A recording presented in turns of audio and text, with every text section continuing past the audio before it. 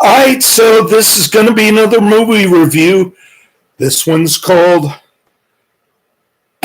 Mask of Death, 1996.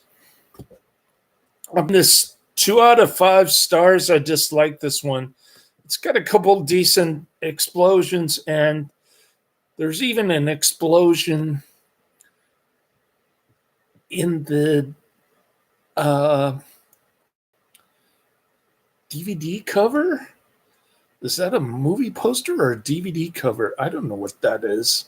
Looks DVD cover. Lorenzo Lamas, Mask of Death. This is going to be another Karate Man recommendation.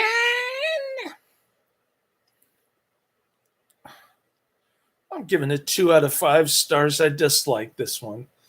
Other than the explosions, there's none on in this one. Lorenzo Lamas is wearing a ridiculous fake mustache and a wig in the beginning of the movie.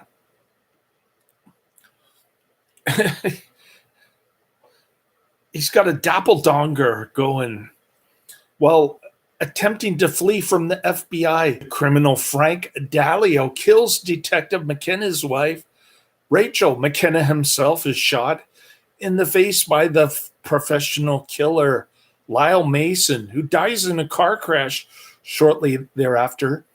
The FBI persuades McKenna to undergo facial surgery and take the place of Lyle Mason in order to find Dalio and a valuable microchip. So I guess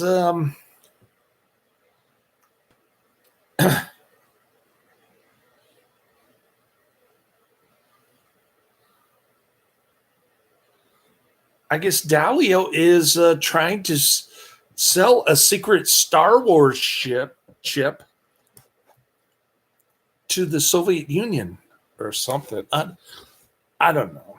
It's all very confusing. It's got Ray Dawn Chong, the great actress from Soul Man. She's one of the. She got into a spat with Spike Lee over Soul Man. And then there's Billy D. Williams. Lando Calrissian is in this.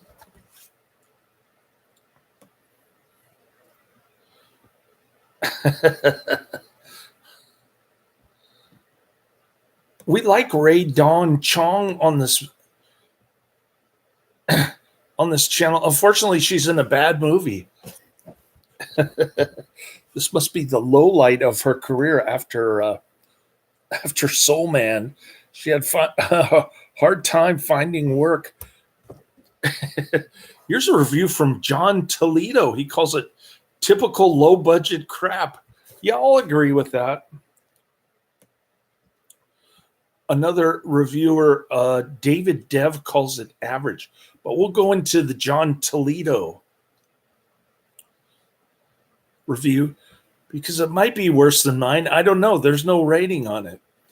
Okay, more like this. Final Round, Bad Blood, The Rage, which we reviewed a long time ago, and Dragon Fight.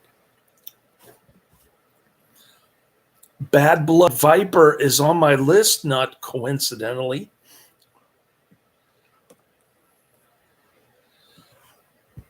All right. Agent Jeffries is quoted as saying, "What would Lyle Mason do?" And McKenna's reply is, "I don't know, bust some heads."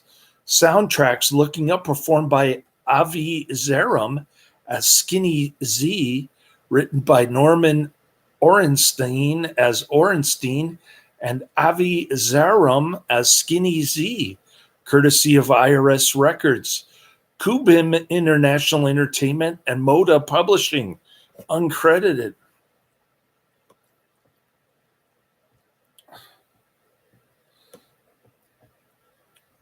Released May 25th, 1996 in the U.S., countries of origin, Canada and the U.S., language English, also known as La Mascara de la Muerte.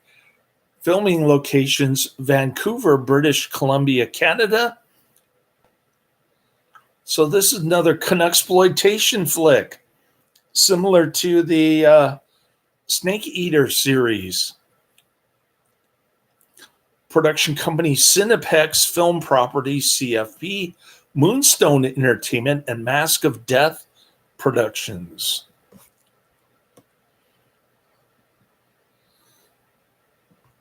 The budget for this was estimated at $2.5 million. Run time 1 hour 20 minutes or 89 minutes.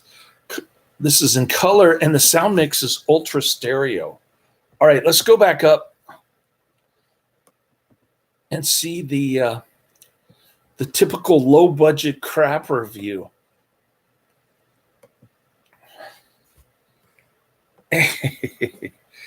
Sorry, I'm moving around my I think too much. Make way for Steve Hercules Reeves, the White Warrior.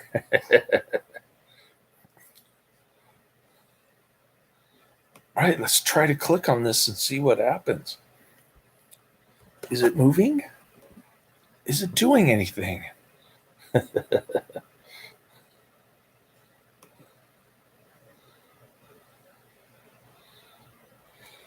John Toledo wrote the review on IMDb. Typical low budget crap. I'm trying to click on it, but no luck. Something's wrong with this.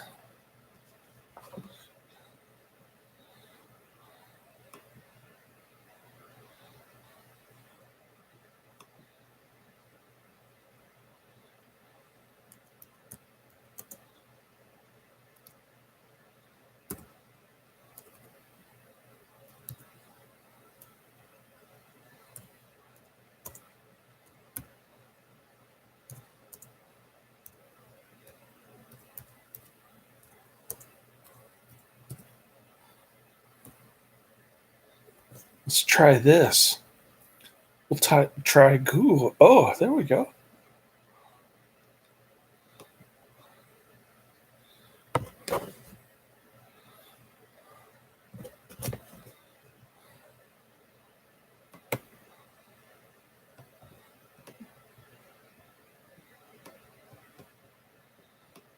Okay, here we go. Here's John Toledo's review of Mask of Death on IMDb, dated February 28th, 2001. And he's calling it typical low-budget crap. This movie sets a bad example for society. In Mask of Death, shallow, ruthless characters hurt other people just to succeed. It's another lame story about greed, money, and power. There's an excessive amount of violence, and the characters are underdeveloped. The bad acting and direction don't help the movie either. The whole movie is typical low-budget trash, and it has nothing that makes it worth watching other than the 2 explosions that I mentioned. So I'd say that's an even more critical review than I gave it just now. But I will say I kind of agree with John Toledo. This movie doesn't have hardly any redeeming qualities in it. Lorenzo Lamas ends up killing a cop. I guess the ends justify the means when it comes to national security. We call that collateral damage, or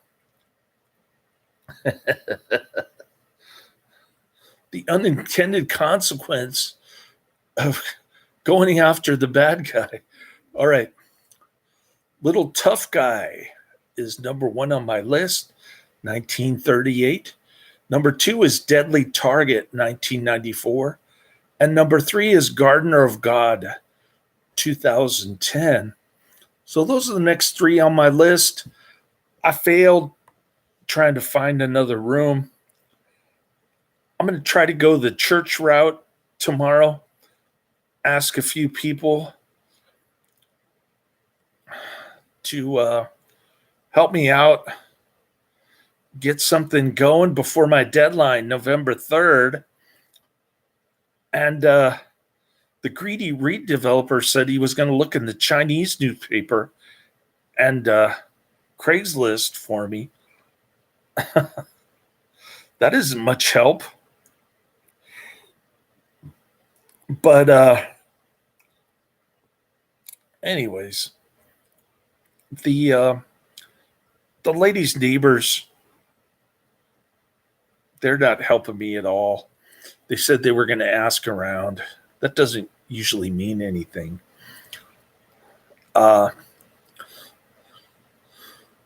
So if the church won't get me a room in the rectory, I'll just sleep in their parking lot. And then probably Knights of Columbus will try to boot me out. There's going to be all this fuss and publicity about making one of their parishioners homeless. So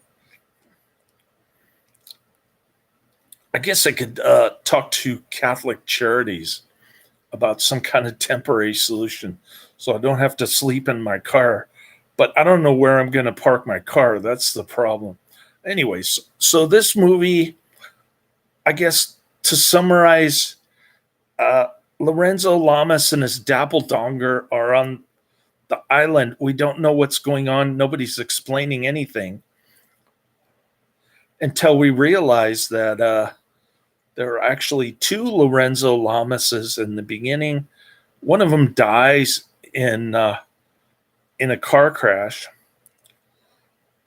and there's a case full of $3 million for the Star Wars chip,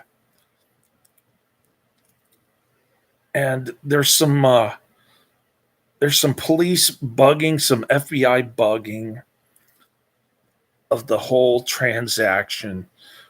It's difficult to tell in the beginning who's the bad guy and who's the good guy.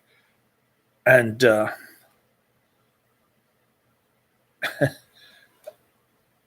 guess we find out later that the bad guy's cousin was the one who bugged the whole operation. He ends up getting tortured for being a government snitch. Lorenzo Lamas beats him up pretty good. So after the bad guy dies, Lorenzo Lamas gets plastic surgery, which consists of colored lenses for the eyes, I guess. That's his plastic surgery. No more a fake mustache and fake wig. They took off his fake mustache and his fake wig. And they gave him different colored eyes.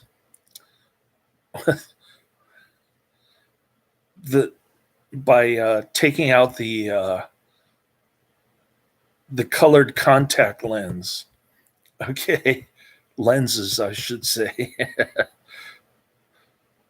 So he's pretending to be Mason, the bad guy, and he's trying to get the chip on the behalf of the FBI.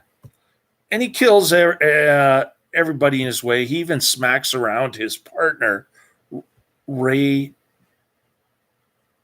Dong Chong, whatever her name is, the half Asian, half black woman from Soul Man, the Blasian woman. Looks pretty good in this one. She looked good in Soul Man too. She has this kind of I don't know. she has this kind of innocent look. She doesn't play the part of a rough cop very well. And I think this is the downward slope of her career, doing an action movie with Lorenzo Lamas. Of course, it has to be on my list because Karate Man will put any dang Lorenzo Lamas movie on my list as long as it's in the 90s. That's the general rule of thumb for Karate Man. Even if it's a total crap movie and it gets a low rating on IMDb. I think this one,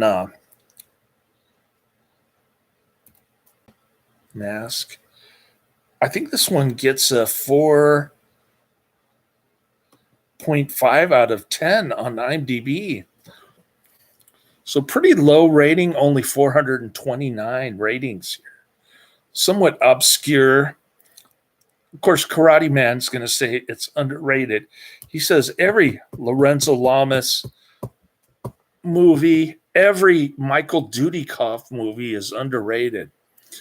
It's 1996 rated R for violence, I guess.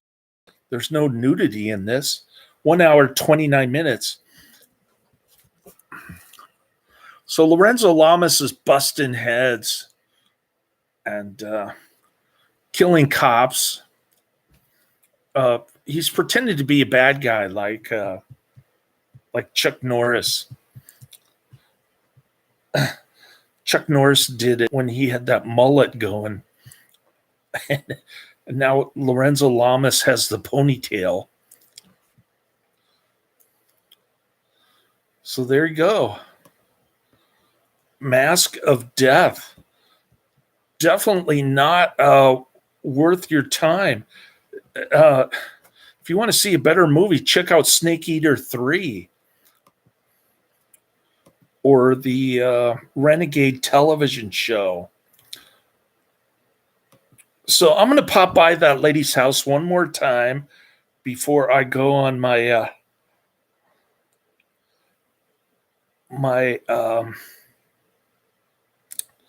dental appointment. I'll ring your doorbell. It's possible she's on vacation with Labor Day and whatnot. But I don't know. It's weird. I'm determined to get that room, but I can't. When I email her, she just asks me more questions and she doesn't answer the door. So I'm frustrated. I'm about ready to give up ringing doorbells. I've rang about 500 and I still can't find a room like this. It's impossible. So looks like there's going to be a delay with my 200 grand. And it's not looking promising unless I can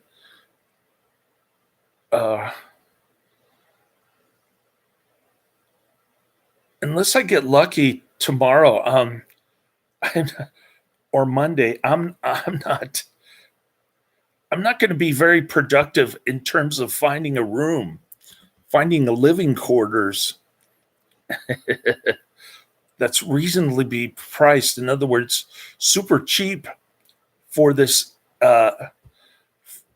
for the insane rent amounts around here. I'm paying $250 a month, and I'll probably have to pay double if I find something similar to this in my neighborhood. But maybe I'll go canvassing again next week if I can't find anything. We'll see. We'll just have to see. And I'll keep going around the neighborhood.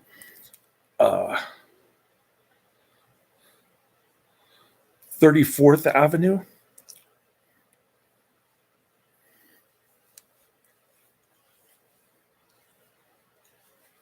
This weekend, I'm just kind of taking a break. I'm not going to worry about it too much. And I'll just ask around. the dental office in church. And we'll see how it goes later.